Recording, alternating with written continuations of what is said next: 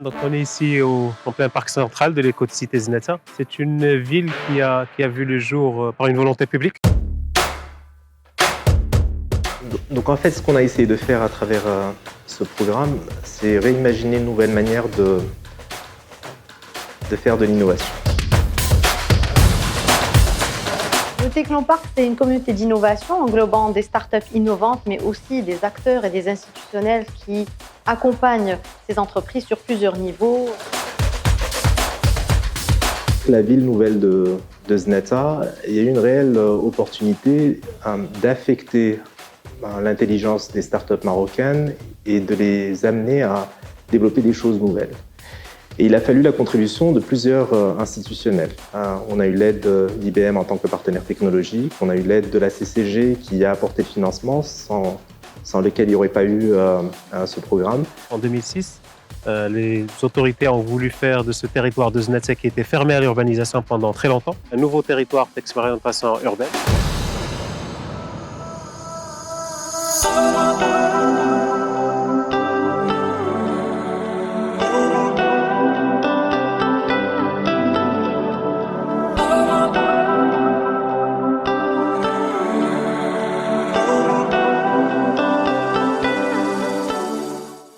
Quand on réfléchissait à la ville pour nous projeter à 30 ans, 40 ans, c'était naturel pour nous de penser développement durable. Et puis un deuxième choix aussi qui a été aussi très naturel, c'est le choix de la technologie. Il faut que la ville soit intelligente parce qu'on se projette justement sur 30 ans. C'est une ville de service qui est une extension urbaine de Casablanca et de Mohammedia, qui va remplir ce vide qui est laissé par les pouvoirs publics, mais qui maintenant, nous sommes en train de restructurer, de le remettre à niveau pour y faire une éco-cité. Quand on a commencé ce programme, on a sollicité les startups sur 4 thématiques. La première, c'est comment imaginer une infrastructure intelligente pour la ville. La deuxième, c'est il y a un processus d'aménagement sur 25 ans, comment est-ce qu'on peut l'augmenter. La troisième, bien sûr, il y a un objectif commercial au niveau de la ville. Et puis finalement, mieux vivre la ville, c'était la thématique qui concernait les services pour les citoyens. Le rôle du Technopark, c'était de connecter tous les bons ingrédients pour réussir ce programme. Donc d'un côté, on avait identifié des startups innovantes et qui pouvaient répondre de manière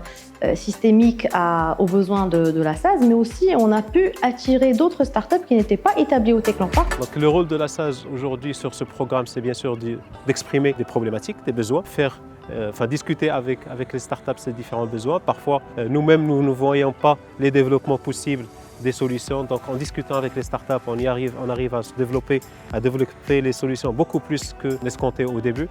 Et puis à accompagner aussi ces startups dans leurs démarches. Il y a des démarches institutionnelles qu'il faut faire, des démarches pour trouver des partenaires qu'on fait avec ces startups.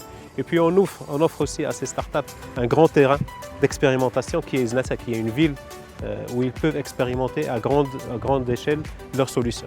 C'est peut-être un clin d'œil vers le nouveau modèle économique qu'on essaie de trouver. Je pense qu'ils ont déjà sorti leur copie, mais comment affecter une communauté sur l'innovation forte de leviers technologiques, mais soutenue au niveau institutionnel et peut-être même réglementaire pour s'attaquer à des problématiques qui sont nationales, mais qui sont celles du citoyen lambda. Et qui ont pu bénéficier donc de cet accompagnement et du coup, elles se sont tous retrouvées dans un même lieu avec le développement de nouvelles synergies. Donc ces 10 startups n'ont pas juste répondu aux besoins de la SAS, mais elles se sont mises ensemble, elles se sont constituées en grappes carrément. Et donc beaucoup de synergies ont pu être développées pour adresser d'une meilleure manière les besoins de la SAS. Les startups ont travaillé de près avec les cadres de la SAS. Donc c'est des solutions qui sont développées avec des gens qui ont le métier, qui maîtrisent leurs problématiques. Et puis en même temps, le portefeuille institutionnel de la SAS leur a été ouvert.